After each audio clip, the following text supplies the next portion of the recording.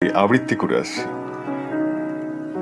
এবারে আবৃত্তি করব কবি টি.এম. মির্জা হোসেনের লেখা কাব্যগ্রন্থ নরকভূমি থেকে প্রশ্ন। চলুন শুনে আসি।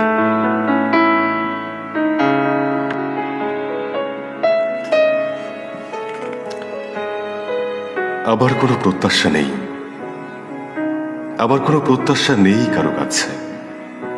শোনো, শীত ভোরের পানকৌড়ি একটু হেঁটে যদি উড়াল দিতে সপ্ত আসমান ছেড়ে পৌরাণিক ঈশ্বর পানে অনাদি অনন্ত রাজ্যে। আবার কোনো প্রত্যাশা নেই, নেই কোনো মনুষ্য প্রাণীর কাছে।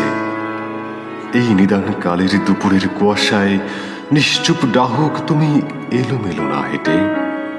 তুমি উড়াল পারো অনেক ঈশ্বর পানে, তাকে বলো সবুজ ভূমি ঢেকে গেছে লাল রক্তে। তোমার কি অনেক ব্যস্ততা, নাকি তোমায় বলবো শুধুই পৌরাণিক লেনদেন বিক্রেতা?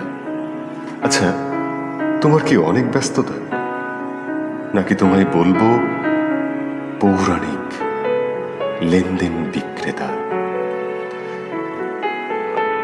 আপনারা শুনছিলেন কবি টি.এম. মির্জা হোসেনের লেখা কবিতা প্রশ্ন।